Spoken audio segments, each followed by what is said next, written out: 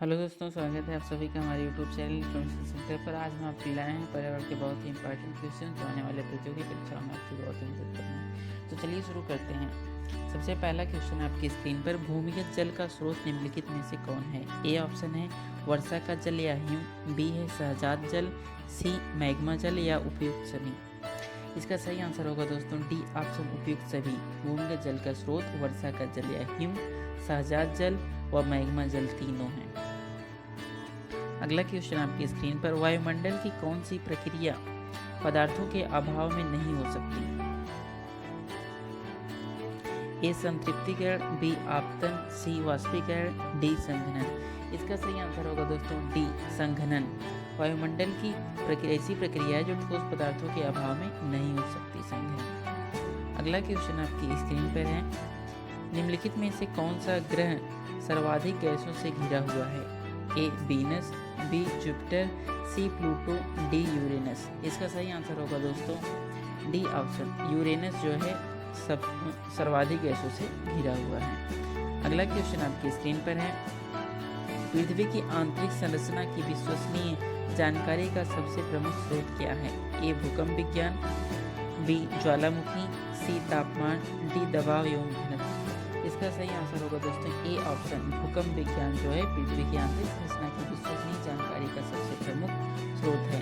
अगला क्वेश्चन आपकी स्क्रीन पर, निम्नलिखित में से किस जलवायु प्रदेश में सबसे कम तापांतर पाया जाता है? ए भूमध्य रेखी, बी मानसूनी, सी भूमध्य सागरी, डी मध्य महाद्वीपीय। इसका सही आंसर होगा दोस्तों ए ऑप्शन भूमध्य रेखीय प्रदेशों में सबसे कम तापांतर पाया जाता है। अगला क्वेश्चन आपकी स्क्रीन पर है, निम्नलिखित में से कौन सी वायुमंडलीय परत है जिसमें ऊंचाई के साथ तापमान में वृद्धि महसूस की जाती है? ए ट्रोपोस्फियर, बी स्ट्रेटोस्फियर, सी मेसोस्फियर, डी उपयुक्त। इसका सही आंसर होगा दोस्तों बी ऑप्शन स्ट्रेटोस्फियर में ऊंचाई के साथ तापमान में वृद्धि महसूस की जाती है।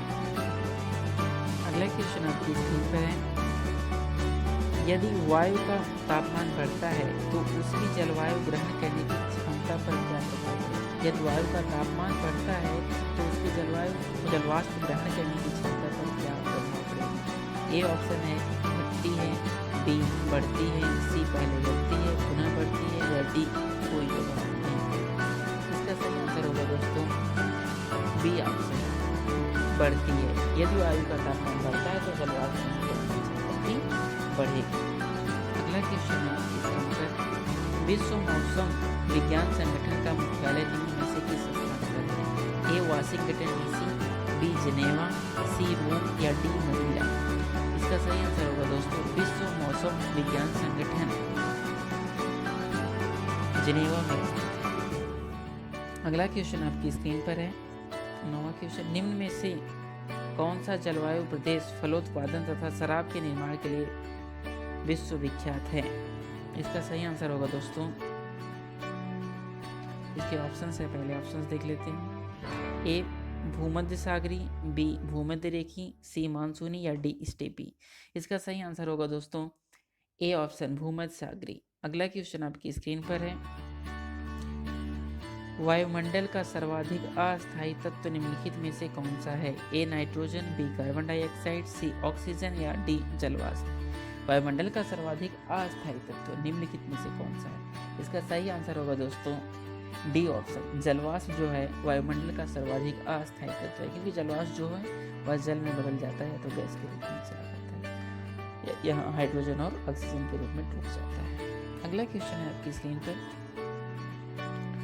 जलवायु न केवल मानव जीवन को प्रभावित करती है वरन उसके जन्म को भी प्रभावित करती है, यह कथन किसका है? जलवायु न केवल मानव जीवन को प्रभावित करती है वरन उसके जन्म को भी प्रभावित करती है, यह कथन किसका है? ए कुमार सैमुअल का, बी हंटिंगटन का, सी वूना का, डी कार्ल रिटल का। इसका सही आंसर होगा दोस्तों बी ऑप्शन हंटिंगटन का। अगला क्वेश्चन आपकी स्क्रीन पर, निम्न में से किसे प्राकृतिक का सुरक्षा वाल्व कहा जाता है? किसे प्राकृतिक का सुरक्षा वाल्व कहा जाता है? ए भूकंप, बी ज्वालामुखी, सी ओजोन गैस, डी नदियाँ। इसका सही आंसर होगा दोस्तों सी ओजोन गैस जो होती है प्राकृतिक का सुरक्षा वाल्व कहा जाता है। ओजोन परत को बोल जाएगा, लेकिन यहाँ पर अगर है तो बी ऑप्शन सही होगा, ज्वालामुखी जो होगा प्राकृतिक का सुरक्षा वाल्व कहा जाएगा। ओजोन परत अगर देखें तो वातावरण का जो होता है हमारे पृथ्वी के इन्वायरमेंट का सुरक्षा वाल्व के रूप में कहा जाता है। जो सूर्य की किरणें होती हैं वहाँ से आती है। यहाँ पे ओजोन गैस नहीं होगा और ज्वालामुखी जो होता है प्राकृतिक का सुरक्षा वाल्व कहा जाता है। अगला क्वेश्चन आपकी स्क्रीन पर है 13वां क्वेश्चन, संपूर्ण ग्लोब के कितने प्रतिशत भाग पर जलमंडल का विस्तार पाया जाता है? ए 51%, बी 61%, सी 73% या डी 81%? इसका सही आंसर होगा दोस्तों सी ऑप्शन 71% संपूर्ण ग्लोब के भाग पर जलमंडल पाया जाता है। अगला क्वेश्चन आपकी स्क्रीन पर 14वां क्वेश्चन है, निम्नलिखित में से कौन सा मंडल वायुमंडल से संबंधित है? ए वायुमंडल, बी जैवमंडल, सी परिमंडल, डी चुंबक मंडल? इसका सही आंसर होगा दोस्तों ए ऑप्शन वायुमंडल। एक्सोस्फीयर जो है वायुमंडल से संबंधित है। अगला क्वेश्चन है आपकी स्क्रीन पर, निम्नलिखित में से कौन सा वायुमंडल में आर्द्रता गैस नाभिक की भूमिका निभाता है? ए धूल के कण, बी समुद्री नमक के कण, सी धुएं के कण या डी उपयुक्त कण? इसका सही आंसर होगा दोस्तों डी ऑप्शन उपयुक्त सभी जो है वायुमंडल में आर्द्रता ग्राही नाभिक की भूमिका निभाते हैं। के कण भी, समुद्री नमक के कण भी, धुएं के कण भी। अगला क्वेश्चन है आपकी स्क्रीन पर 16वां क्वेश्चन है, सूर्य से पृथ्वी की निकटतम स्थिति को किस नाम से जाना जाता है?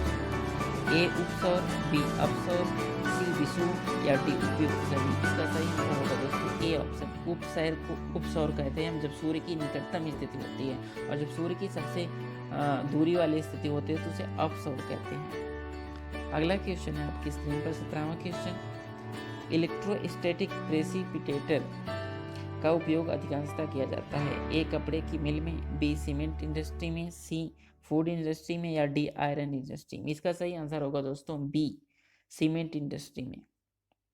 अगला क्वेश्चन है आपकी स्क्रीन पर, सल्फर डाइऑक्साइड गैस अवशोषित हो जाती है? सल्फर डाइऑक्साइड गैस अवशोषित हो जाती है। इसका सही आंसर ऑप्शन है आपकी स्क्रीन पर, ए चूने के विलयन में, बी पानी के विलयन में, सी उपयुक्त में दोनों में, डी उपयुक्त में से किसी में भी नहीं। कार्बन डाइऑक्साइड किसमें विलय हो जाता है? इसका सही आंसर होगा दोस्तों ए चूने के विलयन में। अगला क्वेश्चन है आपकी स्क्रीन पर, जलवाष्प में परिवर्तित होने की क्रिया निम्नलिखित में से क्या कहलाती है? जल को जलवाष्प में जो परिवर्तन होता है वह क्रिया क्या कहलाती है?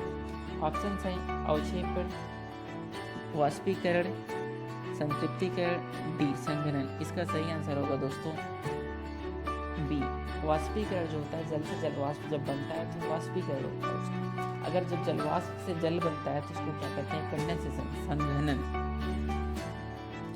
अगला क्वेश्चन है आपकी स्क्रीन पर,